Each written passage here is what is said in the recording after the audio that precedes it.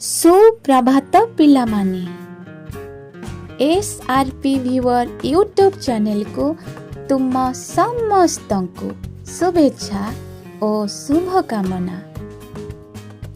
आज आमे तुम पंचम श्रेणी भाषा महक बहिर प्रथम पाठ गछ कहानी एही विषयटी को पढ़िबा बुझिबा एहार कठिन शब्दर अर्थ को जानिबा पद्य और गद्य रूप को जानिबा विपरीत शब्द को जानिबा जोड़ी शब्द बा युग्म शब्द गुडी को जानिबा एहा सहित प्रश्न उत्तर मध्य आलोचना करिबा। तेबे आस भिडियोटी को आरंभ करिबा। पिला माने आस प्रथमे एही कविताटी को गाइबा।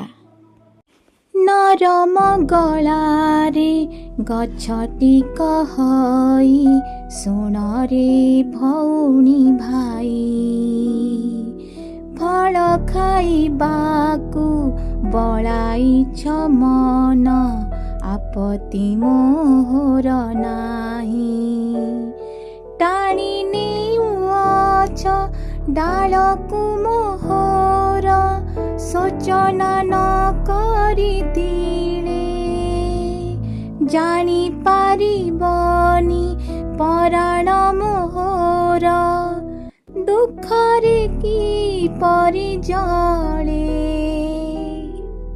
क्षीर नुहे त लोतक धारारे नयनु झरई मोर पराण वेदना देउछि बखानी बारिक श्रवण कर जन्म कालरु केते दुख सही न मानी बरसा झड़ी खरा काकरे डाल पतर को रखिछि जतनी भिड़ी रखिछि जतनी भिड़ी आजी सीना तुमे ईर्षा करूछ देखि फल माल माल जानी पारिबनी ए रूप मोहर केते साधनार फल सानरु होइली बड़ परिजन्त करम पथर धारे करम कुमूल मंतर करीन पर उपकार करे पर उपकार करे चेर मूल ठारू डाल पतर रे फूल फल आदि करी छाई रे आसरा देछि सभिंको बकल हृदय चिरे अंतर फेरिल कहुछि तुमको करनिया कुल मोते तुमरी सेवारे रहिछि नीति मो खारे खाई बजेते खारे खाई बजेते मो फल खाइके मोहरी आगरे शपथ करे रही ए सारा जीवन करम पथरे हेला न करिब केही जगत हितरे गछ लगाइब सबुजिमा जीव भरी धरणी हसिले आम परिवेश हेब नाही हतसिरी हेब नाही हतसिरी କବିତାଟିକୁ ତ ଶୁଣିଲ, ଏଥର ଆସ ଏହାକୁ ବୁଝିବା। କବିତାଟିର ନାମ ହେଉଛି ଗଛ କାହାଣୀ। ଏହାକୁ ଲେଖିଛନ୍ତି ଡକ୍ଟର ରାମଚନ୍ଦ୍ର ନାୟକ। ଏହି ଗଛ କାହାଣୀ କବିତା ମାଧ୍ୟମରେ ଡକ୍ଟର ରାମଚନ୍ଦ୍ର ନାୟକ ବୃକ୍ଷ ବା ଗଛ ହୃଦୟର ଦୁଃଖ, ଯନ୍ତ୍ରଣା ଏବଂ ବୃକ୍ଷ ପ୍ରତି ହେଉଥିବା ନିର୍ଯାତନା ଓ ଅବହେଳାକୁ ଦର୍ଶାଇବା ସଙ୍ଗେ ସଙ୍ଗେ ବୃକ୍ଷର ଉପକାରିତା, ପରିବେଶ ତଥା ସମଗ୍ର ଜୀବଜଗତ ସର୍ବୋପରି ଆମ ପୃଥିବୀ ପାଇଁ ରହିଥିବା ଏହାର ଗୁରୁତ୍ୱ ଦର୍ଶାଇବା ସହିତ ଲୋକମାନଙ୍କୁ ସଚେତନ କରାଇଛନ୍ତି। ଏବେ ଆସ କବିତାଟିକୁ ବୁଝିବା।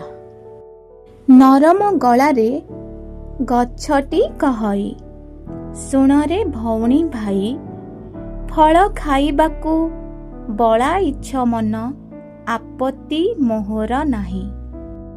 ଗଛଟି ନରମ ଗଳାରେ ଭଉଣୀ ଭାଇଙ୍କୁ କହୁଛି, ପିଲାମାନେ, ଯେତେବେଳେ ଆମେମାନେ ଦୁଃଖରେ ଥାଉ, ଆମ ମନରେ ଅନେକ ଆଘାତ ଲାଗିଥାଏ, ଆମକୁ ବହୁତ କଷ୍ଟ ହୋଇଥାଏ। ଯେତେବେଳେ ଆମକୁ ବହୁତ କଷ୍ଟ ଲାଗିଥାଏ, ଦୁଃଖ ଲାଗିଥାଏ, ସେତେବେଳେ ପିଲାମାନେ ଆମେ କାନ୍ଦି ପକାଉ।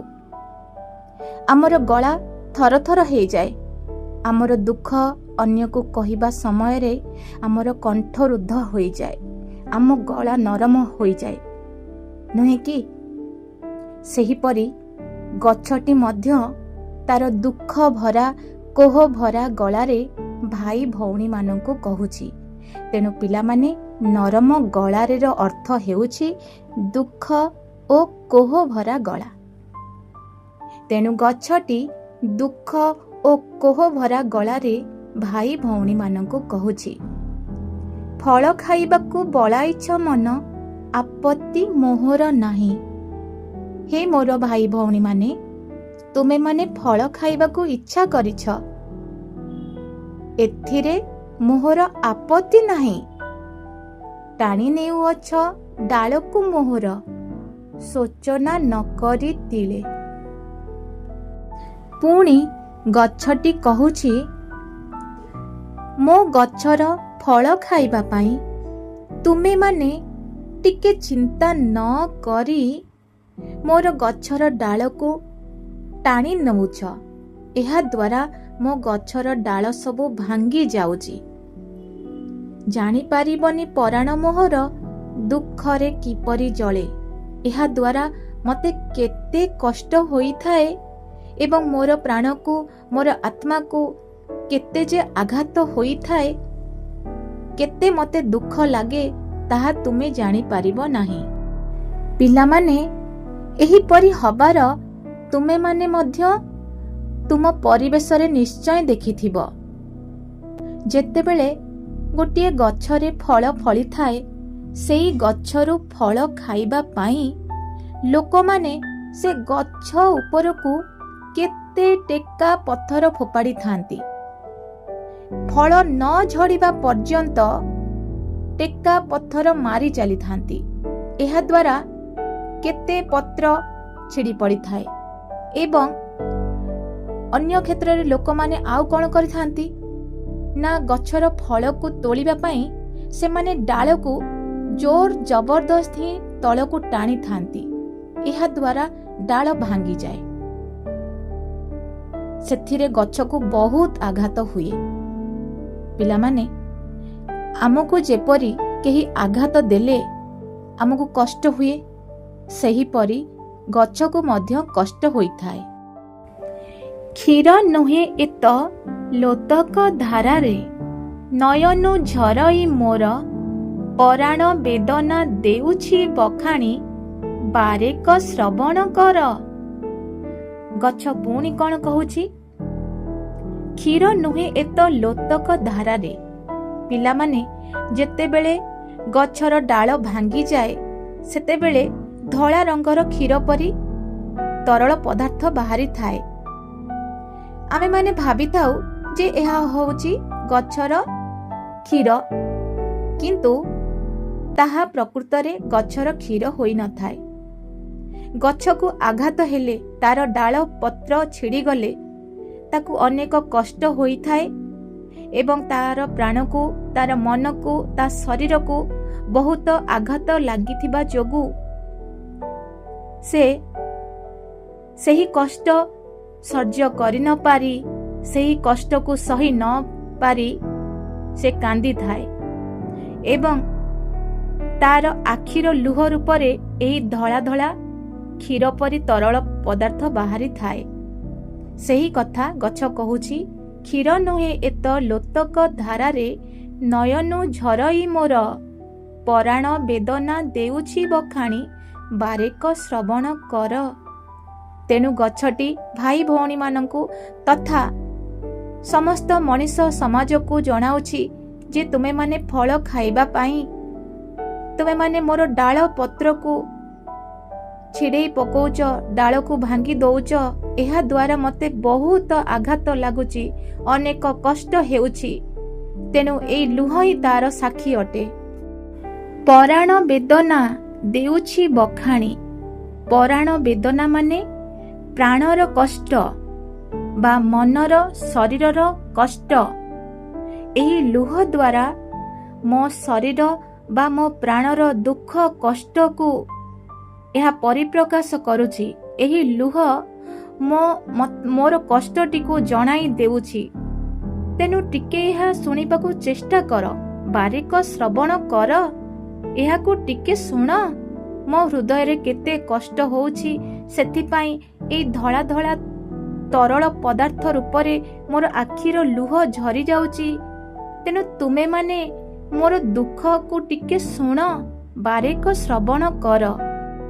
जन्म कालरू केते दुख सही, न मानी बरसा झड़ी, खरा काकरे डाल पतर को रखिछि जतने भिड़ी। एठारे गछटी पुणी कण कहूची, जन्म कालरू केते दुख सही। पिला माने गछटी बड़ हबा पाई केते कष्ट सही थाए, सही कथा गछटी कहूची। समस्ते छोटरू बड़ होई थांती, तेनु गछटीए मध्य से मंजीरू चारा हुए एवं चारा गछरू बड़ गछरे परिणत हुए। ता परे जाई गछटी फूल फलरे पूरी उठे। मात्र एहा सहज कथा होई न थाए। से चारारू फलंती वृक्षरे परिणत हबा पर्यंत ताकू अनेक दुख सहिबाकू पड़ी थाए। केतेबेले ता उपरे बरसा होई थाए तो पुणी केतेबेले ता उपरे झड़ बोही जाए। पुणी केतेबेले खरार प्रचंड तापकू सह्य करि थाए तो पुणी केतेबेले से काकररे ओदा होई थाए। एते दुख कष्ट सते मध्य तार डाल पत्र को से जत्नर सहित ता देहरे भिड़िकी रखी थाए। आजी सिना तुमे ईर्षा करुछ, देखी फल माल माल, जानी पारिबनी ए रूप मोहर, केते साधनार फल। गछटी पुणी कण कहूची, गछटी कहूची, आजी सिना तुमे मो गछर फल देखी तुमे माने ईर्षा करुछ, किंतु तुमे माने जानी पारिबनी केते कष्ट सही आजी एई गछरे फल सबु फलिछि। पिला माने कहिलो गछकू केउ माने ईर्षा करुछंती? हाँ, जेउ माने गछर फल पाइबा लोभरे बा गछर से मिठा मिठा फल को तोलिबा आशारे आसी थांती, सेई माने से फल को तोलिबा पाई गछ को अनेक कष्ट देई थांती। गछ को टिके हेले दया करि न थांती। जदि गछ प्रति सेमानंकर दया भाव थांता तेबे सेमाने केबे भी गछ को आघात देई न थांते, तार डाल पत्र भांगी न थांते। जेपरि जणे ईर्षा परायण व्यक्ति ନିଜର ଇଚ୍ଛା ପୂରଣ କରିବା ପାଇଁ, ନିଜର ସ୍ୱାର୍ଥ ପୂରଣ କରିବା ପାଇଁ ବା ସ୍ୱାର୍ଥ ହାସଲ ପାଇଁ ଅନ୍ୟର ଅନିଷ୍ଟ କରିଥାଏ। ସେହିପରି ଯେଉଁମାନେ ଫଳ ଖାଇବା ଲୋଭରେ ଆସିଥାନ୍ତି, ସେହିମାନେ ଗଛର କଷ୍ଟ ଯନ୍ତ୍ରଣାକୁ ଜାଣିପାରନ୍ତି ନାହିଁ। ଗଛଟି କେତେ ଦୁଃଖ ସହି ଯେ ଏତେ ବଡ଼ ହୋଇଛି ଏବଂ ଶେଷରେ ଫଳନ୍ତି ଗଛରେ ପରିଣତ ହୋଇଛି, ତାହା ସେମାନେ ଜାଣିପାରି ନଥାନ୍ତି। ସାନରୁ ହୋଇଲି ବଡ଼ ପର୍ଯ୍ୟନ୍ତ, କରମ ପଥର ଧାରେ, କରମକୁ ମୂଳ ମନ୍ତର କରିଣ, ପର ଉପକାର କରେ। ପିଲାମାନେ, ଆମେ ସମସ୍ତେ ଜାଣିଛୁ ବୃକ୍ଷ ଆମର ବନ୍ଧୁ। ସେଥିପାଇଁ ବୃକ୍ଷଠାରୁ ଆମେ ଅନେକ କିଛି ଉପକାର ପାଇଥାଉ। ସେଥିପାଇଁ ବୃକ୍ଷଟି ମଣିଷର ଉପକାରରେ ଲାଗିବା ପାଇଁ ସାନରୁ ବଡ଼ ପର୍ଯ୍ୟନ୍ତ କର୍ମର ପଥରେ ସେ ବଡ଼ ହୋଇଥାଏ। କର୍ମକୁ ତାର ମୂଳ ମନ୍ତ୍ର ଭାବରେ ଗ୍ରହଣ କରି ସେ ପରର ଉପକାର କରିଥାଏ। ଚେର ମୂଳଠାରୁ ଡାଳ ପତରରେ ଫୁଲ ଫଳ ଆଦି କରି, ଛାଇରେ ଆସରା ଦେଇଛି ସଭିଙ୍କୁ, ବକ୍କଳ ହୃଦୟ ଚିରି। ତେବେ ଗଛଟି କିପରି ଅନ୍ୟମାନଙ୍କର ଉପକାର କରୁଛି? ଗଛଟି ତାର ଚେର, ମୂଳ, ଡାଳ, ପତ୍ର, ଫୁଲ ଫଳ ଇତ୍ୟାଦି ଦେଇ ଅନ୍ୟର ଉପକାର କରିଥାଏ। କେବଳ ସେତିକି ନୁହେଁ, ସମସ୍ତଙ୍କୁ ତାର ବକ୍କଳ ହୃଦୟକୁ ଚିରି ଖରାରୁ ରକ୍ଷା ପାଇବା ପାଇଁ ଅନ୍ୟକୁ ତାର ଛାଇରେ ଆଶ୍ରୟ ଦେଇଥାଏ। ଛାଇରେ ଆସରା ଦେଇଛି ସଭିଙ୍କୁ, ମୋ ଛାଇରେ ମୁଁ ସମସ୍ତଙ୍କୁ ଆଶ୍ରୟ ଦେଇଛି। ବକ୍କଳ ହୃଦୟ ଚିରି, ମୋର ବକ୍କଳ ହୃଦୟକୁ ଚିରି ମୁଁ ସମସ୍ତଙ୍କୁ ମୋ ଛାଇରେ ଆଶ୍ରୟ ଦେଇଛି। ଯେପରି ଆମ ଶରୀରକୁ ସୁରକ୍ଷିତ ରଖିବା ପାଇଁ ଆମର ଚର୍ମ ଏହାକୁ ଢାଙ୍କିକି ରଖିଥାଏ, ସେହିପରି ଗଛର ବକ୍କଳ ମଧ୍ୟ ତାକୁ ସୁରକ୍ଷିତ ରଖିଥାଏ। ମାତ୍ର ଗଛଟି ପରର ଉପକାର ପାଇଁ ବା ଅନ୍ୟକୁ ଛାଇ ପ୍ରଦାନ କରିବା ପାଇଁ ସେ ସୂର୍ଯ୍ୟଙ୍କର ପ୍ରଖର ତାପକୁ ସହ୍ୟ କରିଥାଏ। ଏହାଦ୍ୱାରା ତାର ବକ୍କଳ ଖଣ୍ଡ ଖଣ୍ଡ ହୋଇ ଛିଡ଼ିଯାଏ। ସେଥିପାଇଁ କୁହାଗଲା, ଛାଇରେ ଆସରା ଦେଇଛି ସଭିଙ୍କୁ, ବକ୍କଳ ହୃଦୟ ଚିରି। ଅନ୍ତର ଫେଡ଼ିଣ କହୁଛି ତୁମକୁ, କରନି ଆକୁଳ ମତେ, ତୁମରି ସେବାରେ ରହିଛି ନୀତି ମୁଁ, ଖାଅରେ ଖାଇବ ଯେତେ। ତେଣୁ ଗଛଟି ତାର ଦୁଃଖ କାହାଣୀ ସମସ୍ତଙ୍କୁ ଜଣାଉଛି ଏବଂ କହୁଛି ଯେ ମୋତେ ଏତେ ଆଉ କଷ୍ଟ ଦିଅ ନାହିଁ। ମୁଁ ମୋ ଅନ୍ତରରୁ ତୁମମାନଙ୍କୁ କହୁଛି ଯେ ମୋତେ ଅନେକ କଷ୍ଟ ହେଉଛି, ମୁଁ ତ ତୁମମାନଙ୍କର ସେବାରେ ହିଁ ରହିଛି। ମୋର ସମସ୍ତ ଅଂଶ ତୁମମାନଙ୍କୁ ଦାନ କରିଦେଉଛି, ପରର ଉପକାର କରୁଛି। ତେଣୁ ତୁମେମାନେ ମୋତେ ଏତେ ଆକୁଳ କରନି। ଆକୁଳ ମାନେ ମୋତେ କଷ୍ଟ ଦିଅ ନାହିଁ। ତୁମରି ସେବାରେ ପରା ମୁଁ ସବୁଦିନ ରହିଛି। ତେଣୁ ଯେତେ ଫଳ ଖାଉଛ ଖାଅ ପଛେ, ହେଲେ ମୋତେ ଏମିତି କଷ୍ଟ ଦିଅ ନାହିଁ, ମୋତେ ଆକୁଳ କର ନାହିଁ। ମୋ ଫଳ ଖାଇକି ମୋହରି ଆଗରେ ଶପଥ କରରେ ରହି, ଏ ସାରା ଜୀବନ କରମ ପଥରେ ହେଳାନ କରିବ କେହି। ଗଛଟି ପୁଣି କହୁଛି ଯେ ମୋର ଫଳ ଖାଇକି ମୋ ଆଗରେ ଶପଥ କର, ଏ ସାରା ଜୀବନ କରମ ପଥରେ ହେଳାନ କରିବ କେହି। ମୁଁ ଯେପରି ପରର ଉପକାର କରିବା ପାଇଁ କର୍ମ ପଥକୁ ମୂଳ ମନ୍ତ୍ର ଭାବରେ ଗ୍ରହଣ କରିଥାଏ, ସେହିପରି ତୁମେମାନେ ମଧ୍ୟ ମୋର ଫଳ ଖାଇ ଶପଥ କର। ତୁମେମାନେ ମଧ୍ୟ ମୋ ପରି କର୍ମ ପଥରେ ଆଗେଇ ଯିବ। କେବେ ବି ତୁମ କର୍ମ ପଥରେ ହେଳା କରିବ ନାହିଁ। ଜଗତ ହିତରେ ଗଛ ଲଗାଇବ, ସବୁ ଜିମା ଜୀବ ଭରି, ଧରଣୀ ହସିଲେ ଆମ ପରିବେଶ ହେବ ନାହିଁ ହତଶିରି। ଗଛ ମାଧ୍ୟମରେ ଏଠାରେ ସଚେତନତା ବାର୍ତ୍ତା ଦିଆଯାଇଛି। ଜଗତ ହିତରେ ଗଛ ଲଗାଇବ, ସବୁ ଜିମା ଜୀବ ଭରି, ଧରଣୀ ହସିଲେ ଆମ ପରିବେଶ ହେବ ନାହିଁ ହତଶିରି। ତେଣୁ ଜଗତର ମଙ୍ଗଳ ପାଇଁ ସମସ୍ତଙ୍କୁ ଗଛ ଲଗାଇବାକୁ କୁହାଯାଇଛି। ଗଛ ଲଗାଇଲେ ଆମ ଧରଣୀ, ଆମ ପରିବେଶ ସବୁ ଜିମାରେ ଭରି ଉଠିବ ଏବଂ ଆମର ଧରଣୀ ମାନେ ପୃଥିବୀ, ଆମ ପୃଥିବୀ ହସି ଉଠିଲେ ତାହା ଶସ୍ୟ ଶ୍ୟାମଳା ଦେଖାଯିବ, ସୁନ୍ଦର ଦେଖାଯିବ। ଆଉ ଯଦି ପୃଥିବୀରେ ଗଛର ଅଭାବ ରହିବ, ସବୁଆଡ଼େ ଟାଙ୍ଗରା ଭୂଇଁ ରହିବ, ତେବେ ହତଶିରି ବୋଲି ଦେଖାଯିବ ବା ସୌନ୍ଦର୍ଯ୍ୟହୀନ ପରି ଦେଖାଯିବ। ତେଣୁ ଆମ ଧରଣୀକୁ ହସେଇବା ପାଇଁ ବା ପୃଥିବୀକୁ ହସେଇବା ପାଇଁ ଆମ ପରିବେଶରେ ଆମକୁ ଅନେକ ଗଛ ଲଗାଇବାକୁ ପଡ଼ିବ, କାରଣ ଗଛ ଲଗାଇବା ଦ୍ୱାରା ଜଗତର ମଙ୍ଗଳ ହେବ। ଆମର ପୃଥିବୀ ସବୁ ଜିମାରେ ପୂରି ଉଠିଲେ ଜଗତର ମଙ୍ଗଳ ହେବ।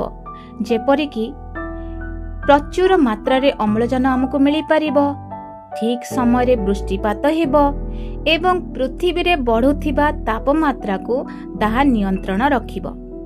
ତେଣୁ ସମସ୍ତେ ସଚେତନ ହେବେ ଏବଂ ସମସ୍ତେ ଗଛ ଲଗାଇ ପୃଥିବୀକୁ ଶସ୍ୟ ଶ୍ୟାମଳାରେ ପରିଣତ କରିବେ। ପିଲାମାନେ, ଆଲୋଚନା ତ ଶୁଣିଲ, ଏଥର ଆସ କବିତାରେ ଥିବା କଠିନ ଶବ୍ଦ ଗୁଡ଼ିକର ଅର୍ଥ ଜାଣିବା। ବଳାଇଛ, ଏହାର ଅର୍ଥ ଇଚ୍ଛା କରିଛ। ଶୋଚନା, ଏହାର ଅର୍ଥ ଚିନ୍ତା। ତିଳେ, ଏହାର ଅର୍ଥ ଟିକେ ବା ନିମିଷକେ। ଲୋତକ, ଲୋତକର ଅର୍ଥ ହେଉଛି ଲୁହ। ନୟନ, ନୟନର ଅର୍ଥ ହେଉଛି ଆଖି। ନୟନୁ, ଏହାର ଅର୍ଥ ଆଖିରୁ। ବେଦନା, ଏହାର ଅର୍ଥ ଦୁଃଖ କଷ୍ଟ। ବଖାଣିବା, ଏହାର ଅର୍ଥ କହିବା ବା ପ୍ରକାଶ କରିବା। ଶ୍ରବଣ କରିବା, ଏହାର ଅର୍ଥ ଶୁଣିବା। ଜନ୍ମ କାଳରୁ, ଏହାର ଅର୍ଥ ଜନ୍ମ ହେବା ଦିନଠାରୁ। ଝଡ଼ି, ଏହାର ଅର୍ଥ ଭୀଷଣ ପବନ ଓ ବର୍ଷା ହେବା। ଫଳ ମାଳମାଳ, ଏହାର ଅର୍ଥ ଗଛରେ ପ୍ରଚୁର ଫଳ ଫଳିବା ବା ବହୁତ ଫଳ ଫଳିବା। ସାଧନା, ସାଧନାର ଅର୍ଥ ହେଉଛି ଲକ୍ଷ୍ୟ ହାସଲ ପାଇଁ କଠିନ ପରିଶ୍ରମ କରିବା। ପଥ, ପଥର ଅର୍ଥ ହେଉଛି ରାସ୍ତା। ବକଳ, ଏହାର ଅର୍ଥ ହେଉଛି ଗଛର ଛାଲ ବା ଗଛର ବାହ୍ୟ ଆବରଣ। ଅନ୍ତର, ଏହାର ଅର୍ଥ ହେଉଛି ମନ। ଅନ୍ତର ଫେଡ଼ିଣ, ଏହାର ଅର୍ଥ ମନର କଥା ଖୋଲି କହିବା। ନୀତି, ନୀତିର ଅର୍ଥ ହେଉଛି ସବୁଦିନ ବା ସବୁବେଳେ। ହିତ, ହିତର ଅର୍ଥ ମଙ୍ଗଳ ବା ଉପକାର। ସବୁଜିମା, ସବୁଜିମାର ଅର୍ଥ ହେଉଛି ସବୁଜ ଗଛ ଲତାରେ ପରିପୂର୍ଣ୍ଣ ହେବା। ହତଶ୍ରୀ, ଏହାର ଅର୍ଥ ହେଉଛି ସୌନ୍ଦର୍ଯ୍ୟ ନଷ୍ଟ ହେବା। ଏଥର ଆସ ପଦ୍ୟ ରୂପ ଓ ଗଦ୍ୟ ରୂପ ଜାଣିବା। ପତର, ପତ୍ର। ଯତନ, ଯତ୍ନ। ଯତନେ, ଯତ୍ନରେ। ଇରିଷା, ଈର୍ଷା। ମୋହର, ମୋର। ପରିଜନ୍ତ, ପର୍ଯ୍ୟନ୍ତ। କରମ, କର୍ମ। ମନ୍ତର, ମନ୍ତ୍ର। ପତର, ପତ୍ର। ଆସରା, ଆଶ୍ରା। କରମ, କର୍ମ। ହତଶିରି, ହତଶ୍ରୀ। ଏଥର ଆସ ବିପରୀତ ଶବ୍ଦ ଜାଣିବା। ନରମ, ଏହାର ବିପରୀତ ଶବ୍ଦ ହେଉଛି କଠୋର, ଟାଣ, କଠିନ। ଆପତ୍ତି, ଏହାର ବିପରୀତ ଶବ୍ଦ ସମ୍ମତି। ନାହିଁ, ଏହାର ବିପରୀତ ଶବ୍ଦ ଅଛି। ଦୁଃଖ, ଦୁଃଖର ବିପରୀତ ଶବ୍ଦ ସୁଖ। ଜନମ, ଏହାର ବିପରୀତ ଶବ୍ଦ ମରଣ। ବଡ଼, ଏହାର ବିପରୀତ ଶବ୍ଦ ସାନ। ଉପକାର, ଏହାର ବିପରୀତ ଶବ୍ଦ ଅପକାର। ପର, ଏହାର ବିପରୀତ ଶବ୍ଦ ନିଜର ବା ଆପଣା। ହିତ ଏହାର ବିପରୀତ ଶବ୍ଦ ଅହିତ। ଏଥର ଆସ କେତେ ଗୁଡ଼ିଏ ଯୋଡ଼ି ଶବ୍ଦ ବା ଯୁଗ୍ମ ଶବ୍ଦ ଜାଣିବା। ଭଉଣୀ ଭାଇ, ଖରା କାକର, ଡାଳ ପତ୍ର, ଚେର ମୂଳ, ଫୁଲ ଫଳ। ପିଲାମାନେ କେତେ ଗୁଡ଼ିଏ ଯୋଡ଼ି ଶବ୍ଦ ତ ଜାଣିଲ। ଏଥର ଆସ ପ୍ରଶ୍ନ ଉତ୍ତର ଆଲୋଚନା କରିବା। ଆସ କଥା ହେବା। 1 ନମ୍ବର ପ୍ରଶ୍ନ, ଗଛଟି ନରମ ଗଳାରେ କାହାକୁ କହୁଛି? ଏହାର ଉତ୍ତର, ଗଛଟି ନରମ ଗଳାରେ ଭଉଣୀ ଭାଇଙ୍କୁ କହୁଛି। 2 ନମ୍ବର ପ୍ରଶ୍ନ, ଜନ୍ମକାଳରୁ ଗଛଟି କେଉଁ କେଉଁ ଯାତନା ସହି ଆସିଛି?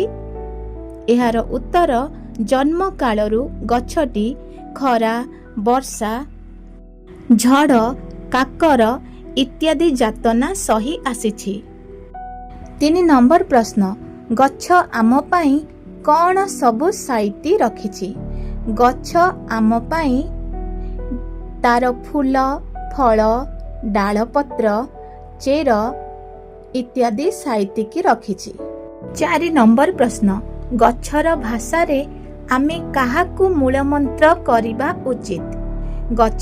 ଏହାର ଉତ୍ତର ହେଉଛି, ଗଛର ଭାଷାରେ ଆମେ ଆମର କର୍ମକୁ ବା ଭଲ କର୍ମକୁ ମୂଳମନ୍ତ୍ର କରିବା ଉଚିତ।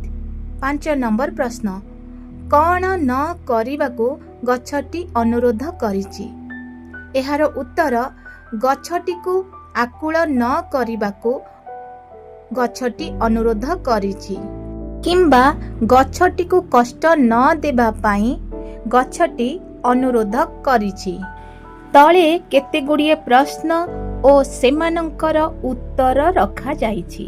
ଠିକ୍ ଉତ୍ତରଟି ପାଖରେ ଦିଆଯାଇଥିବା ଘରେ ଠିକ୍ ଚିହ୍ନ ଦିଅ। 1 ନମ୍ବର ପ୍ରଶ୍ନ, ଜୀବନ ସାରା କେଉଁ ପଥରେ ହେଳା ନ କରିବାକୁ ବୃକ୍ଷ କହିଛି? ଚରମ ପଥ, ଧରମ ପଥ, କରମ ପଥ, ମରମ ପଥ। ଏହାର ଉତ୍ତର ହେଉଛି କରମ ପଥ। 2 ନମ୍ବର ପ୍ରଶ୍ନ, ଗଛ କ'ଣ କରି ସମସ୍ତଙ୍କୁ ଛାଇରେ ଆଶ୍ରୟ ଦେଇଛି? ଡାଳପତ୍ର ଧରି, ବକଳ ହୃଦୟ ଚିରି, ଅନ୍ତର ଫେଡ଼ି, ବିରାଟ ଆକାର କରି। ଏହାର ଉତ୍ତର, ବକଳ ହୃଦୟ ଚିରି। 3 ନମ୍ବର ପ୍ରଶ୍ନ, ଜଗତ ହିତରେ କ'ଣ କରିବା ଉଚିତ? ଫଳ ଖାଇବା, ପର ଉପକାର କରିବା, ସବୁଜିମା ଭରିବା, ଗଛ ଲଗାଇବା। ଏହାର ଉତ୍ତର ହେଉଛି ଗଛ ଲଗାଇବା। 4 ନମ୍ବର ପ୍ରଶ୍ନ, ପର ଉପକାର କରିବା ପାଇଁ କାହାକୁ ମୂଳମନ୍ତ୍ର କରିବା ଉଚିତ? କର୍ମକୁ, ଧର୍ମକୁ, ଜନ୍ମକୁ, ସେବାକୁ। ଏହାର ଉତ୍ତର କର୍ମକୁ। 5 ନମ୍ବର ପ୍ରଶ୍ନ, ଜାଣିପାରିବନି ଏରୂପ ମୋହର କେତେ ସାଧନାର ଫଳ। ଏ କଥା କିଏ କହିଛି? କବି କହିଛନ୍ତି, ପିଲାଟି କହିଛି, ଧରଣୀ କହିଛି, ଗଛ କହିଛି। ଏହାର ଉତ୍ତର ହେଉଛି ଗଛ କହିଛି। ଚିନ୍ତା ଓ କଳ୍ପନା। ପିଲାମାନେ ଏହି ପ୍ରଶ୍ନ ଗୁଡ଼ିକୁ ତୁମେ ଚିନ୍ତା କରିବ, ଏହାର ଉତ୍ତରକୁ ଚିନ୍ତା କରିବ ଓ କଳ୍ପନା କରି କହିବ। 1 ନମ୍ବର କ, ଗଛ କେବେ କାହା ସହିତ କଥା ହେବାର ତୁମେ ଜାଣିଛ?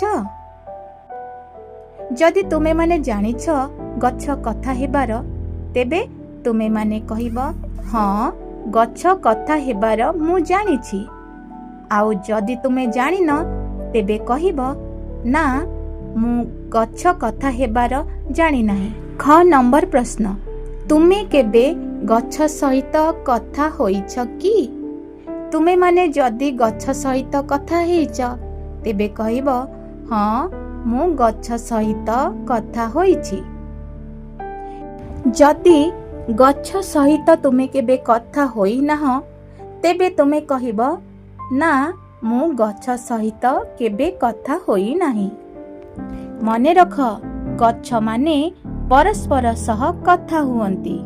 ग नंबर प्रश्न, मनेकर तुमे गछटिए, तेबे तुम बंधु सहित कौन कथबार्ता हेब कुह। पिलामाने तुमे भाबी नियो जे तुमे गोटिए गछ, तेबे तुम बंधु बा सांग सहित कौन कथबार्ता हेब। मनेकर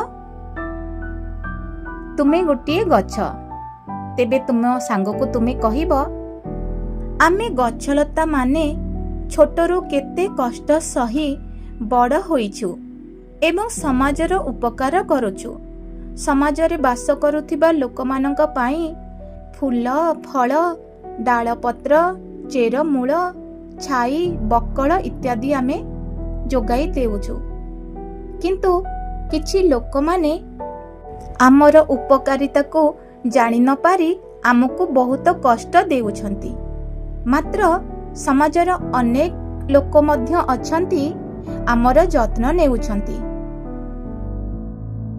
2 नंबर क, नरम गलारे गछटी कहई, सुणरे मनीष भाई फल खाइबाकू बलाउछ मन, आपत्ति मोहर नाही। ऊपर लिखित कवितार धाड़ी रे गछटी मनीष मानंकु ता दुख कथा जणाउछि। शेषरे गछ लगाइबा पाई आंभ मानंकु शपथ कराउछि। ख नंबर, दिने सकाळे तुमे बुलुथिबा बेले हाथी छुआटिए जाउथिबार देखिल। हाथी छुआटी तुमको देखि अटकी गला, तुमे भी अटकी गल। परस्पर को किछि समय चाहिल। धीरे धीरे तुम दुहींक मध्यरे बंधुता आसिला। तुमे दुहे कथबार्ता हेल। तुमे दुहे कौन कथबार्ता हेल बंधु मेलरे आलोचना कर।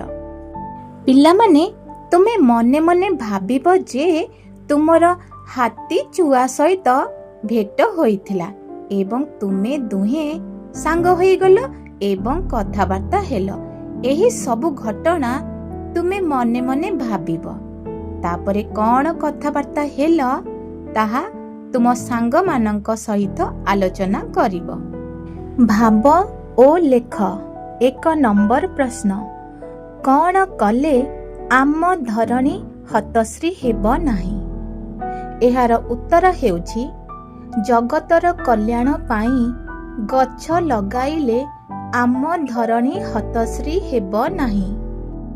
2 नंबर प्रश्न, गछ ता जीवन रे की जातना सहिछि। एहार उत्तर, गछ ता जीवन रे वर्षा झड़ी खरा काकर इत्यादि जातना सहिछि। 3 नंबर प्रश्न, आमे सबु गछ को किपरि कषण देउछे। एहार उत्तर हेउछि, आमे गछर फल खाइबा पाई गछर डाल को टाणी भांगी देई थाउ। गछर फूल एवं कसी फल को मध्य आमे झड़ाई देई थाउ। आमर टेका पत्थर माड़रे गछर पत्र मध्य झड़ी पड़ी थाए। एहीपरि भाबरे आमे सबु गछ को कषण देउछे। 4 नंबर प्रश्न, आम पाई गछ कौन साइती रखिछि। एहार उत्तर हेउछि, आम पाई गछ तार फूल फल पत्र चेर मूल डाल ओ बक्कल इत्यादि साइती रखिछि। 5 नंबर प्रश्न, गछर उपकार पाई तुमे कौन करिब। एहार उत्तर हेउछि, गछर उपकार पाई आमे ताकू जत्नरे बढ़ाइबा। चारा ठारू फलंती गछ पर्यंत तार सुरक्षा करिबा। एथि सहित अन्य मानंकु सचेतन कराई कहिबा जे सेमाने गछर क्षति न करी गछ गुड़िकर जत्न नेबा उचित। आस कविता को बुझिबा। कविताटी को आउ थरे पढ़। तले दिया जाइथिबा पद्यांशरू जहा बुझिल बंधु मानंक सह आलोचना करी लेख। 1 नंबर, क्षीर नुहे एत लोतक धारारे नयनु झरई मोर। ତେବେ ଆସ ଏହି ପଦ୍ୟାଂଶର ଅର୍ଥ ବୁଝିବା। ଏହି ପଦ୍ୟାଂଶଟିରେ ବୃକ୍ଷ ତାର ଦୁଃଖ ଯନ୍ତ୍ରଣାକୁ ପ୍ରକାଶ କରୁଛି। ସେ ଦୁଃଖ ଯନ୍ତ୍ରଣାକୁ ସହି ନ ପାରିବାରୁ ତା ଆଖିରୁ ଯେଉଁ ଧାର ଧାର ହୋଇ ଲୁହ ଝରୁଛି ତାହା ଆମକୁ କ୍ଷୀର ସଦୃଶ ଦେଖାଯାଉଛି। ମାତ୍ର ତାହା କ୍ଷୀର ନୁହେଁ, ତାହା ହେଉଛି ତା ଆଖିରୁ ଝରୁଥିବା ଲୋତକ ବା ଲୁହର ଧାରା। 2 ନମ୍ବର, ଧରଣୀ ହସିଲେ ଆମ ପରିବେଶ ହେବ ନାହିଁ ହତଶିରି। ତେବେ ଆସ ଏହି ପଦ୍ୟାଂଶର ଅର୍ଥ ବୁଝିବା। ଏହି ପଦ୍ୟାଂଶଟିର ଅର୍ଥ ହେଉଛି, ଯଦି ପୃଥିବୀ ଗଛଲତାର ସବୁଜିମାରେ ହସି ଉଠିବ ତେବେ ଆମ ପରିବେଶ ହତଶ୍ରୀ ବା ସୌନ୍ଦର୍ଯ୍ୟହୀନ ହେବ ନାହିଁ। 3 ନମ୍ବର, ମୋ ଫଳ ଖାଇକି ମୋହରି ଆଗରେ ଶପଥ କରରେ ରହି। ତେବେ ଆସ ଏହି ପଦ୍ୟାଂଶର ଅର୍ଥ ବୁଝିବା। ଏହି ପଦ୍ୟାଂଶଟିରେ ଗଛଟି କହୁଛି, ତୁମେମାନେ ମୋର ଫଳ ଖାଇ ଶପଥ କର ଯେ ତୁମେ ଗଛ ଲଗାଇ ତାର ଯତ୍ନ ନେବ ଏବଂ ପରିବେଶକୁ ରକ୍ଷା କରିବ। 4 ନମ୍ବର, କରମକୁ ମୂଳ ମନ୍ତର କରିଣ ପର ଉପକାର କର। ତେବେ ଆସ ଏହି ପଦ୍ୟାଂଶର ଅର୍ଥ ବୁଝିବା।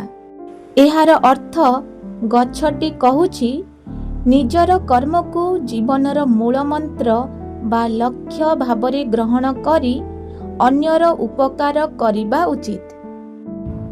ଭାଷାର କଥା। କ ନମ୍ବର, ତଳେ କ ସ୍ତମ୍ଭରେ କେତେଗୁଡ଼ିଏ ଭାବାର୍ଥ ଦିଆଯାଇଛି। କବିତାରେ କେଉଁଠି ସେହି କଥା କୁହାଯାଇଛି, ଖ ସ୍ତମ୍ଭରେ ସେହି ଧାଡ଼ି ବା ଧାଡ଼ିଗୁଡ଼ିକ ଲେଖ। ନମୁନାଟିଏ ଦିଆଯାଇଛି। କ ସ୍ତମ୍ଭ ତଳେ ଅଛି, 1 ନମ୍ବରରେ ଗଛ ଆମକୁ ଫଳ ଖାଇବାକୁ ମନା କରିନାହିଁ। ତେବେ ପିଲାମାନେ, କବିତାରେ ଏହା କ'ଣ କୁହାଯାଇଛି? ଖ ସ୍ତମ୍ଭରେ ଦେଖ, ଫଳ ଖାଇବାକୁ ବଳାଇଛ ମନ ଆପତ୍ତି ମୋହର ନାହିଁ। ସେହିପରି ପିଲାମାନେ 2 ନମ୍ବର ଲେଖାଯାଇଛି, ଗଛର ଆଖିରୁ ଲୁହର ଧାର ବହୁଛି। ତେଣୁ କବିତାରେ ଏହା କିପରି ଲେଖାଯାଇଛି, ଆସ ଜାଣିବା। କ୍ଷୀର ନୁହେଁ ଏତ ଲୋତକ ଧାରାରେ ନୟନୁ ଝରଇ ମୋର। ଏହିପରି ଭାବରେ ଲେଖାଯାଇଛି। 3 ନମ୍ବର, ପ୍ରଚୁର ଫଳ ଦେଖି ମୋତେ ଈର୍ଷା କରୁଛ। ତେବେ ଏହା କବିତାରେ କିପରି ଲେଖାଯାଇଛି? ଆଜି ସିନା ତୁମେ ଈର୍ଷା କରୁଛ ଦେଖି ଫଳ ମାଳ ମାଳ। ଆଜି ସିନା ତୁମେ ଈର୍ଷା କରୁଛ ଦେଖି ଫଳ ମାଳ ମାଳ। 4 ନମ୍ବର, ସାରା ଜୀବନ କର୍ମ ପଥରେ ରହିବ। ତେବେ ଏହା କବିତାରେ କିପରି ଲେଖାଯାଇଛି? ଏ ସାରା ଜୀବନ କରମ ପଥରେ ହେଳାନ କରିବ କେହି। ଏ ସାରା ଜୀବନ କରମ ପଥରେ ହେଳାନ କରିବ କେହି। 5 ନମ୍ବର, ଆମ ପରିବେଶ ହତଶ୍ରୀ ହେବ ନାହିଁ। ତେବେ ଏହା କବିତାରେ କିପରି ଲେଖାଯାଇଛି? ଧରଣୀ ହସିଲେ ଆମ ପରିବେଶ ହେବ ନାହିଁ ହତଶିରି। ଧରଣୀ ହସିଲେ ଆମ ପରିବେଶ ହେବ ନାହିଁ ହତଶିରି।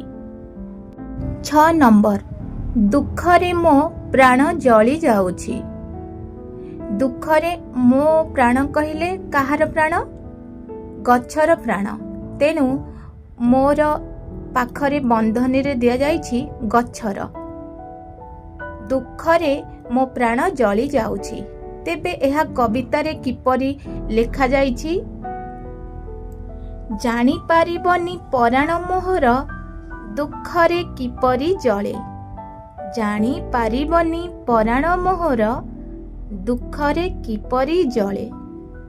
ତେବେ ପିଲାମାନେ, କ ସ୍ତମ୍ଭର କଥାଗୁଡ଼ିକ କବିତାରେ କିପରି କୁହାଯାଇଛି ତାହା ତୁମେମାନେ ତ ଜାଣିଲ।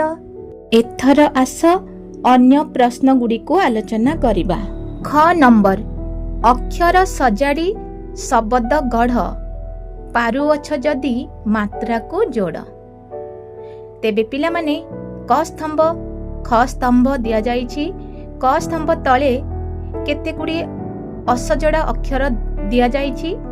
ତାକୁ ତୁମେ ଖ ସ୍ତମ୍ଭରେ ଶବ୍ଦରେ ଲେଖିବ। ଆବଶ୍ୟକ ସ୍ଥଳେ ଶବ୍ଦ ଲେଖିବା ପାଇଁ ମାତ୍ରା ମଧ୍ୟ ବ୍ୟବହାର କରିପାରିବ। ତେବେ ଆସ ଦେଖିବା। କ ସ୍ତମ୍ଭରେ ଅଛି ନ ବ ଜ ଏବଂ ଖ ସ୍ତମ୍ଭରେ ଏହାକୁ ସଜାଡ଼ି ଲେଖାଗଲା ଜୀବନ। ତାପରେ କ ସ୍ତମ୍ଭରେ ଅଛି ତ ଗ ଜ। ଏହାକୁ ଆମେ ସଜାଡ଼ିକି ଲେଖିଲେ ହେବ ଜଗତ। ତାପରେ କ ସ୍ତମ୍ଭରେ ଅଛି କ ତ ଲ। ଏହାକୁ ଆମେ ସଜାଡ଼ି ଲେଖିବା ଏବଂ ମାତ୍ରା ମଧ୍ୟ ବ୍ୟବହାର କରିବା। ତେବେ ଶବ୍ଦଟି ହେବ ଲୋତକ ଲୋତକ। ତାପରେ ଅଛି ର ଧ ଣ। ଏହାକୁ ଆମେ ମାତ୍ରା ଲଗାଇ ସଜାଡ଼ି ଲେଖିବା। ଶବ୍ଦଟି ହେବ ଧରଣୀ ଧରଣୀ। ତାପରେ ଅଛି ନ ଚ ସ।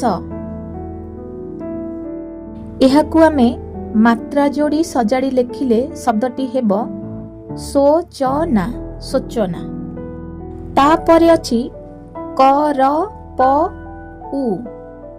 ଏହାକୁ ମାତ୍ରା ଦେଇ ଆମେ ସଜାଡ଼ି ଲେଖିଲେ ଶବ୍ଦଟି ହେବ ଉପକାର।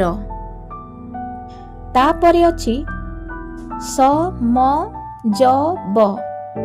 ଏହାକୁ ଆମେ ମାତ୍ରା ଯୋଡ଼ି ସଜାଡ଼ି ଲେଖିଲେ ଶବ୍ଦଟି ହେବ ସବୁଜିମା। ଗ ନମ୍ବର ଶବଦ ଝୁଲୁଛି ଗଛରେ ଦେଖ ସମାନ ଅର୍ଥକୁ ଖୋଜିଣ ଲେଖ। ପିଲାମାନେ ପାର୍ଶ୍ୱରେ ଦେଖ ଗଛରେ କେତେ ଗୁଡ଼ିଏ ଶବ୍ଦ ଝୁଲୁଛି। ସେହି ଶବ୍ଦ ଗୁଡ଼ିକ ହେଉଛି ଗଛ, ପତ୍ର, ଲୁହ, ଆଖି ଏବଂ ଶପଥ। ତେବେ ଏହି ଶବ୍ଦ ଗୁଡ଼ିକର ସମାନ ଅର୍ଥ ବୁଝାଉଥିବା ଶବ୍ଦକୁ ଆମେ ଖୋଜି ଲେଖିବା। ତେବେ ପାର୍ଶ୍ୱରେ ଦେଖ ପିଲାମାନେ କେତେ ଗୁଡ଼ିଏ ଶବ୍ଦ ଦିଆଯାଇଛି। ଚକ୍ଷୁ, ଅଶ୍ରୁ, ଦଳ, ବୃକ୍ଷ, ପଣ, ପାଦପ, ପ୍ରତିଜ୍ଞା, ଲୋତକ, ପଲ୍ଲବ, ନୟନ। ତେବେ ଏହି ଶବ୍ଦ ଗୁଡ଼ିକ ମଧ୍ୟରୁ କେଉଁ ଶବ୍ଦ ଗୁଡ଼ିକ ଗଛରେ ଝୁଲୁଥିବା ଶବ୍ଦ ଗୁଡ଼ିକର ସମାନ ଅର୍ଥକୁ ବୁଝାଇଥାଏ? ଆସ ଖୋଜି ଲେଖିବା। ଗଛର ସମାନ ଅର୍ଥ ବୁଝାଉଥିବା ଶବ୍ଦ ହେଉଛି ବୃକ୍ଷ, ପାଦପ। ତାପରେ ଗଛରେ ଶବ୍ଦ ଅଛି ପତ୍ର। ଏହି ପତ୍ରର ସମାନ ଅର୍ଥକୁ ବୁଝାଉଥିବା ଶବ୍ଦ ଗୁଡ଼ିକ ହେଉଛି ପଲ୍ଲବ, ଦଳ। ତାପରେ ଶବ୍ଦ ଅଛି ଲୁହ। ଏହି ଶବ୍ଦର ସମାନ ଅର୍ଥକୁ ବୁଝାଉଥିବା ଶବ୍ଦ ହେଉଛି ଲୋତକ, ଅଶ୍ରୁ। ତାପରେ ଶବ୍ଦ ଅଛି ଆଖି। ଏହି ଶବ୍ଦର ସମାନ ଅର୍ଥକୁ ବୁଝାଉଥିବା ଶବ୍ଦ ହେଉଛି ନୟନ, ଚକ୍ଷୁ। ତାପରେ ଶବ୍ଦ ଅଛି ଶପଥ ଏବଂ ଶପଥର ସମାନ ଅର୍ଥକୁ ବୁଝାଉଥିବା ଶବ୍ଦ ହେଉଛି ପ୍ରତିଜ୍ଞା ଏବଂ ପଣ। ତେବେ ତୁମେମାନେ ତ ସମାନ ଅର୍ଥ ବୁଝାଉଥିବା ଶବ୍ଦକୁ ଜାଣିଲ। ଏବେ ଆସ ପରବର୍ତ୍ତୀ ପ୍ରଶ୍ନ ଆଲୋଚନା କରିବା। ଘ ନମ୍ବର ପ୍ରଶ୍ନ। ତଳେ କବିତାର କିଛି ଅଂଶ କ ଓ ଖ ସ୍ତମ୍ଭରେ ରହିଅଛି। କବିତାକୁ ମନେ ପକାଇ ସମ୍ପର୍କିତ ପଦକୁ ଯୋଡ଼। ତେବେ ଆସ କ ସ୍ତମ୍ଭର କେଉଁ ଅଂଶ ଗୁଡ଼ିକ ଖ ସ୍ତମ୍ଭର ଅଂଶ ସହିତ ସମ୍ପର୍କିତ ତାକୁ ଆମେ ଗାର ଟାଣି ଯୋଡ଼ିବା। କ ସ୍ତମ୍ଭରେ 1 ନମ୍ବରରେ ରହିଛି ଡାଳକୁ ମୋହର। ତେବେ ଏହି ଅଂଶଟି ଖ ସ୍ତମ୍ଭର କେଉଁ ଅଂଶ ସହିତ ମିଶୁଛି? ଆସ ଜାଣିବା। ଚାରି ନମ୍ବରରେ ଥିବା ଟାଣି ନେଉଥାନ୍ତି ଏହା ସହିତ ମିଶୁଛି। ତାପରେ କ ସ୍ତମ୍ଭରେ ଦେଖ 2 ନମ୍ବର ଅଛି କ୍ଷୀର ନୁହେଁ ଏତ, ତେଣୁ ଏହି ଅଂଶଟି ଖ ସ୍ତମ୍ଭରେ ଥିବା 8 ନମ୍ବରର ଲୋତକର ଧାରା ଏହା ସହିତ ସମ୍ପର୍କିତ ଅଟେ, ତେଣୁ ଏହାକୁ ଗାର ଟାଣି ଯୋଡ଼ିବା। ତାପରେ କ ସ୍ତମ୍ଭରେ ଦେଖ 3 ନମ୍ବରରେ ଗଛ ଲଗାଇବା, ତେବେ ଏହି ଅଂଶଟି ଖ ସ୍ତମ୍ଭର କେଉଁ ଅଂଶ ସହିତ ମିଶୁଛି?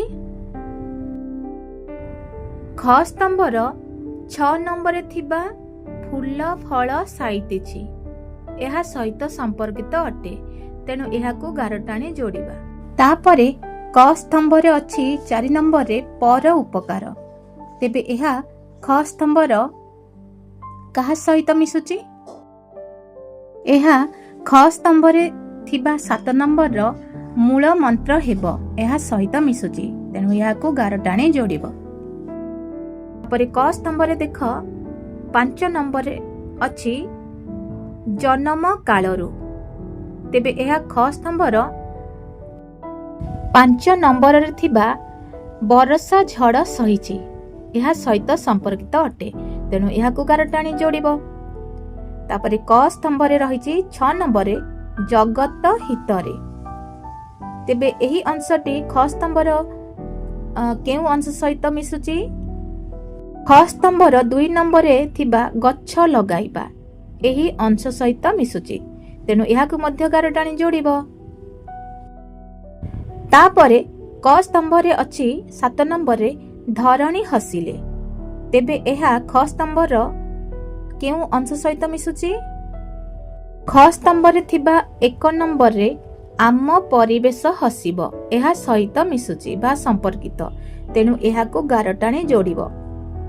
କ ସ୍ତମ୍ଭର 8 ନମ୍ବରରେ ରହିଛି ଏ ରୂପ ମୋହର, ଏହା ଖ ସ୍ତମ୍ଭର କେଉଁ ଅଂଶ ସହିତ ମିଶୁଛି? ଦେଖିବା ଆସ। ଏହା 9 ନମ୍ବରରେ ଥିବା ସାଧନାର ଫଳ ଏହା ସହିତ ମିଶୁଛି, ଏହାକୁ ଗାର ଟାଣି ଯୋଡ଼ିବ। ତାପରେ କ ସ୍ତମ୍ଭରେ 9 ନମ୍ବରରେ ରହିଛି ଫଳ ଖାଇକି, ତେବେ ଏହା ଖ ସ୍ତମ୍ଭର କେଉଁ ଅଂଶ ସହିତ ମିଶୁଛି? ଆସ ଜାଣିବା। ତେବେ ଏହା ଖ ସ୍ତମ୍ଭର 3 ନମ୍ବରରେ ଥିବା ଶପଥ କରିବା ଏହା ସହିତ ମିଶୁଛି, ତେଣୁ ଏହାକୁ ଗାର ଟାଣି ଯୋଡ଼ିବ। ତାପରେ କ ସ୍ତମ୍ଭରେ ଶେଷରେ ରହିଛି ଛାଇରେ ଆସରା ଦେଇଛି, ଏବଂ ଏହି ଅଂଶଟି ଖ ସ୍ତମ୍ଭର ଶେଷରେ ଥିବା ବା 10 ନମ୍ବରରେ ଥିବା ବକଳ ହୃଦୟ ଚିରି ଏହା ସହିତ ମିଶୁଛି, ତେଣୁ ଏହାକୁ ଗାର ଟାଣି ଯୋଡ଼ିବ। 9 ନମ୍ବର ପ୍ରଶ୍ନ, ଆସ ଯୋଡ଼ି ଶବ୍ଦ ବିଷୟରେ ଜାଣିବା।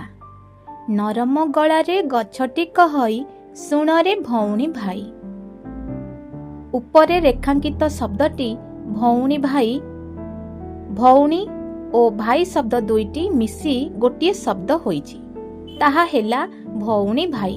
ଏହାକୁ ଯୋଡ଼ି ଶବ୍ଦ କୁହାଯାଏ, କେହି କେହି ଯୁଗ୍ମ ଶବ୍ଦ ବି କହନ୍ତି। ଏଥର ତୁମ ବହିରୁ ଆଉ କେତୋଟି ଯୋଡ଼ି ଶବ୍ଦ ଖୋଜି ଲେଖ। ପିଲାମାନେ, ତୁମେମାନେ ତ ଦେଖିଲ ରେଖାଙ୍କିତ ଶବ୍ଦଟି ଭଉଣୀ ଭାଇ, ତା ତଳେ ଗାର ଦିଆଯାଇଛି, ତେଣୁ ଏହା ଗୋଟିଏ ଯୋଡ଼ି ଶବ୍ଦ, ଦୁଇଟି ଶବ୍ଦ ମିଶି ହୋଇଛି। ଭଉଣୀ ଭାଇ, ଭଉଣୀ ଗୋଟିଏ ଶବ୍ଦ ଏବଂ ଭାଇ ଗୋଟିଏ ଶବ୍ଦ, ତେଣୁ ଏକାଠି ମିଶିକି ଲେଖା ହେଲା ଭଉଣୀ ଭାଇ। ତେଣୁ ପିଲାମାନେ, ତୁମ ବହିରେ ଥିବା ଯୋଡ଼ି ଶବ୍ଦ ଗୁଡ଼ିକ ମଧ୍ୟରୁ କେତୋଟି ଯୋଡ଼ି ଶବ୍ଦ ଖୋଜି ଏଠାରେ ତୁମେମାନେ ଲେଖିବ। ତେବେ ଆସ ଲେଖିବା କେତେ ଗୁଡ଼ିଏ ଯୋଡ଼ି ଶବ୍ଦ। ଡାଳ ପତର, ଡାଳ ଗୋଟେ ଶବ୍ଦ, ପତର ଗୋଟେ ଶବ୍ଦ, ତେଣୁ ମିଶିକି ହେଲା ଡାଳ ପତର। ଖରା କାକର, ଖରା ଗୋଟେ ଶବ୍ଦ, କାକର ମଧ୍ୟ ଗୋଟେ ଶବ୍ଦ, ତେଣୁ ଏହା ଦୁଇଟି ଶବ୍ଦ ମିଶି ହେଲା ଖରା କାକର। କରମ ପଥ, ଏହା ମଧ୍ୟ ଏକ ଯୋଡ଼ି ଶବ୍ଦ। ଫୁଲ ଫଳ, ଚେରମୂଳ, ଏଗୁଡ଼ିକ ହେଉଛି ଯୋଡ଼ି ଶବ୍ଦ। ଏହାକୁ ଯୁଗ୍ମ ଶବ୍ଦ ବି କହନ୍ତି। 6 ନମ୍ବର ପ୍ରଶ୍ନ, ପଦ୍ୟ ରୂପରୁ ଗଦ୍ୟ ରୂପ। ଧରଣୀ ହସିଲେ ଆମ ପରିବେଶ ହେବ ନାହିଁ ହତଶିରି। ରେଖାଙ୍କିତ ପଦଟିକୁ ଦେଖ, ଏହା ହେଉଛି ପଦ୍ୟରେ ପ୍ରକାଶିତ ରୂପ। ଏହାର ଗଦ୍ୟ ରୂପ ହେଉଛି ହତଶ୍ରୀ। ଏହିଭଳି ଆଉ କେତେକ ପଦ୍ୟ ରୂପ କବିତାଟିରେ ରହିଛି। ତୁମେ ସେଗୁଡ଼ିକୁ କ ସ୍ତମ୍ଭରେ ଲେଖ, ସେଗୁଡ଼ିକର ଗଦ୍ୟ ରୂପ ଖ ସ୍ତମ୍ଭରେ ଲେଖ। ତେବେ ପିଲାମାନେ ଆସ କବିତାରେ ଥିବା ପଦ୍ୟ ରୂପ ଗୁଡ଼ିକୁ କ ସ୍ତମ୍ଭ ତଳେ ଲେଖିବା ଏବଂ ଏହାର ଗଦ୍ୟ ରୂପ ଗୁଡ଼ିକୁ ଖ ସ୍ତମ୍ଭରେ ଲେଖିବା। ପରାଣ। ଏହି ପଦ୍ୟ ରୂପର ଗଦ୍ୟ ରୂପ ହେଉଛି ପ୍ରାଣ। ଜନମ। ଏହା ପଦ୍ୟ ରୂପ, ଏହାର ଗଦ୍ୟ ରୂପ ହେଉଛି ଜନ୍ମ। ବରଷା। ଏହା ହେଉଛି ପଦ୍ୟ ରୂପ, ଏହାର ଗଦ୍ୟ ରୂପ ହେଉଛି ବର୍ଷା। ପତର। ଏହା ହେଉଛି ପଦ୍ୟ ରୂପ, ଏହାର ଗଦ୍ୟ ରୂପ ହେଉଛି ପତ୍ର। କରମ। ଏହା ପଦ୍ୟ ରୂପ, ଏହାର ଗଦ୍ୟ ରୂପ ହେଉଛି କର୍ମ। ମନ୍ତର। ଏହା ପଦ୍ୟ ରୂପ, ଏହାର ଗଦ୍ୟ ରୂପ ହେଉଛି ମନ୍ତ୍ର। ପିଲାମାନେ ପ୍ରସଙ୍ଗଟିକୁ ତ ପଢ଼ିଲ, ବୁଝିଲ, ଏହାର ସମସ୍ତ ପ୍ରଶ୍ନ ଉତ୍ତର ମଧ୍ୟ ଜାଣିଲ।